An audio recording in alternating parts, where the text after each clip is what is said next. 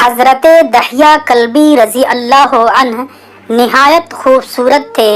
تفسیر نگار لکھتے ہیں کہ آپ کا حسن اس قدر تھا کہ عرب کی عورتیں دروازوں کے پیچھے کھڑے ہو کر یعنی چھپ کر حضرت دحیہ کلبی رضی اللہ عنہ کو دیکھا کرتی تھی، لیکن اس وقت آپ مسلمان نہیں ہوئے تھے۔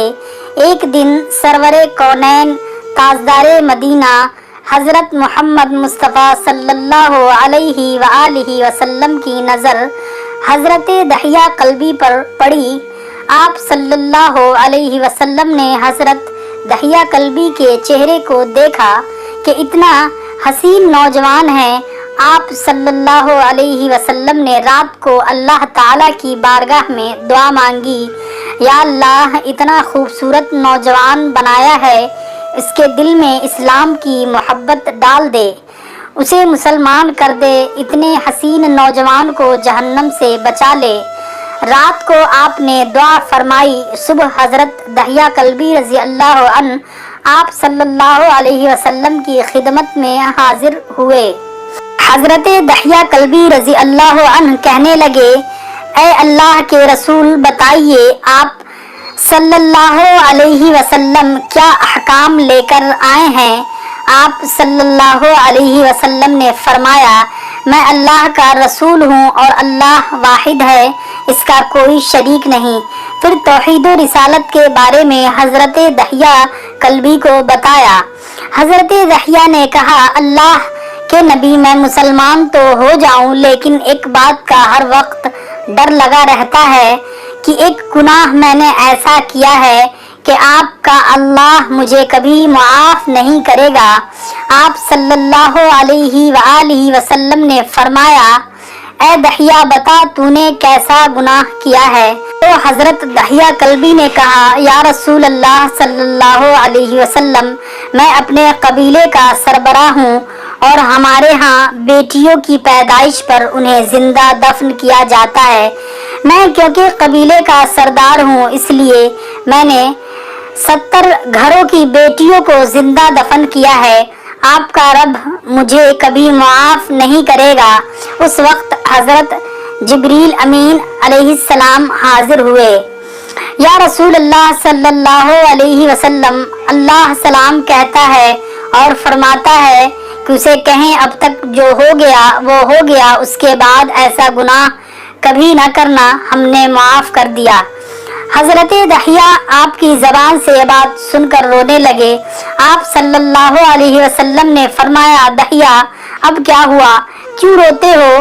حضرت دحیہ کلبی کہنے لگے، یا رسول اللہ صلی اللہ علیہ وسلم، میرا ایک گناہ اور بھی ہے جسے آپ صلی اللہ علیہ وسلم کا رب کبھی معاف نہیں کرے گا۔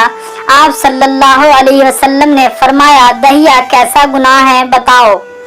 حضرت دحیہ کلبی فرمانے لگے، یا رسول اللہ صلی اللہ علیہ وسلم، میری بیوی حاملہ تھی اور مجھے کسی کام سے غرض کسی دوسرے ملک جانا تھا۔ میں نے جاتے ہوئے بیوی کو کہا کہ اگر بیٹا ہوا تو اس کی پرورش کرنا، اگر بیٹی ہوئی تو اسے زندہ دفن کر دینا۔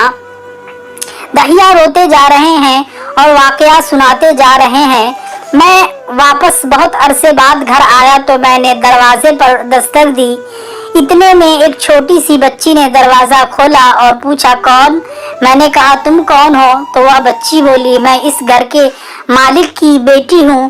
آپ کون ہیں؟ دحیہ فرمانے لگے، یا رسول اللہ صلی اللہ علیہ وسلم، میرے منہ سے نکل گیا، اگر تم بیٹی ہو اس گھر کے مالک کی تو میں مالک ہوں اس گھر کا۔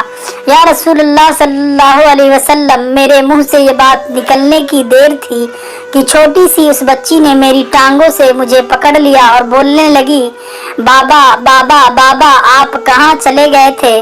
بابا، میں کس دن سے آپ کا انتظار کر رہی ہوں۔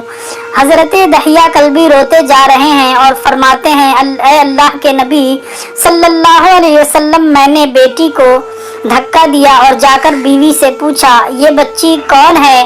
بیوی رونے لگی اور کہنے لگی، دحیہ یہ تمہاری بیٹی ہے۔ یا رسول اللہ صلی اللہ علیہ وسلم، مجھے ذرا ترس نہ آیا؟ میں نے سوچا میں قبیلے کا سردار ہوں، اگر اپنی بیٹی کو دفن نہ کیا تو لوگ کہیں گے ہماری بیٹیوں کو دفن کرتا رہا اور اپنی بیٹی سے پیار کرتا ہے۔ حضرت دحیہ کی آنکھوں سے اشکزار قطار نکلنے لگے۔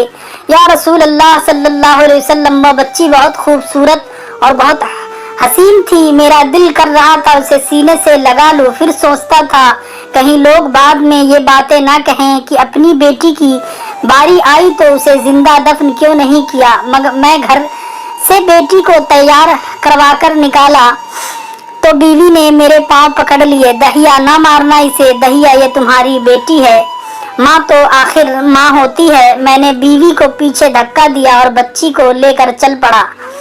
راستے میں میری بیٹی نے کہا، بابا مجھے نانی کے گھر لے جا رہے ہو؟ بابا کیا مجھے کھلونے لے کر دینے جا رہے ہو؟ بابا ہم کہاں جا رہے ہیں؟ دحیہ قلبی روتے جاتے ہیں اور واقعہ سناتے جا رہے ہیں۔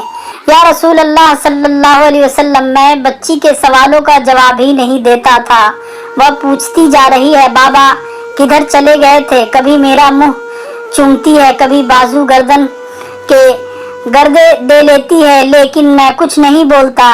ایک مقام پر جا کر میں نے اسے بٹھا دیا اور خود اس کی قبر کھودنے لگا۔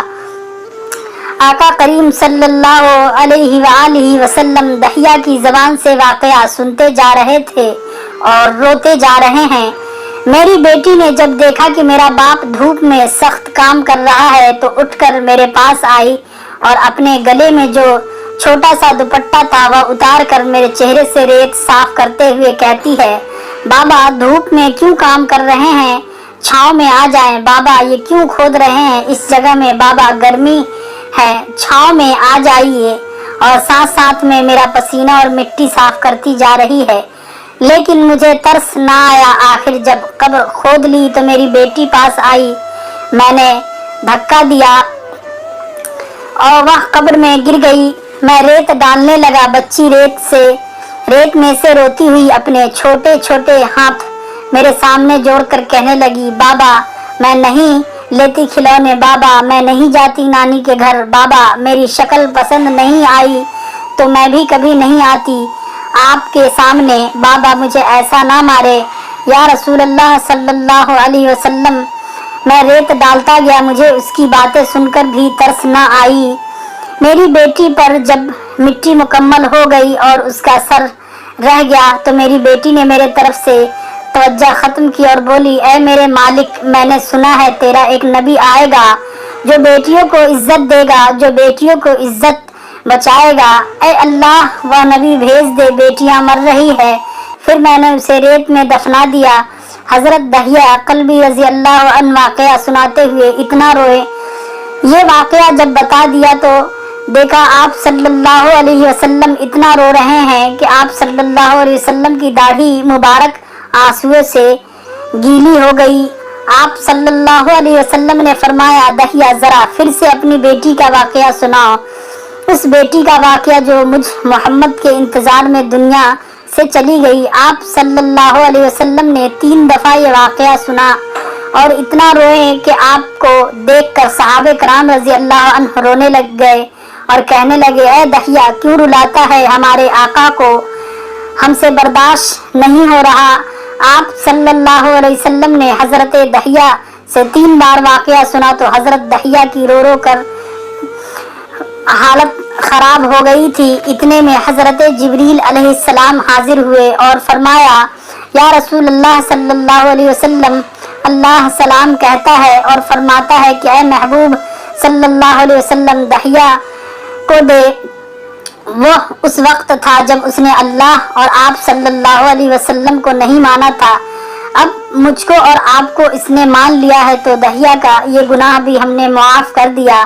اس کے بعد آپ صلی اللہ علیہ وسلم نے فرمایا، جس نے 2 بیٹیوں کی کفالت کی، انہیں بڑا کیا، ان کے فرائض ادا کیے، وہ قیامت کے دن میرے ساتھ اس طرح ہوگا جس طرح شہادت کی اور 7 والی انگلی آپس میں ہے۔ جس نے 2 بیٹیوں کی پرورش کی اس کی یہ اہمیت ہے، تو جس نے 3 یا 4 5 بیٹیوں کی پرورش کی اس کی کیا اہمیت ہوگی۔ بیٹیوں کی پیدائش پر گھبرایا نہ کرے، انہیں والدین پر بڑا مان ہوتا ہے اور یہ بیٹیاں اللہ کی خاص رحمتیں ہوتی ہے۔ دوستو، یہ اگر آپ کو ویڈیو پسند آئے تو اسے شیئر کریں، اور ابھی تک آپ نے ہمارے چینل کو سبسکرائب نہیں کیا ہے تو ہمارے چینل کو سبسکرائب کر لیں۔ جزاک اللہ خیر۔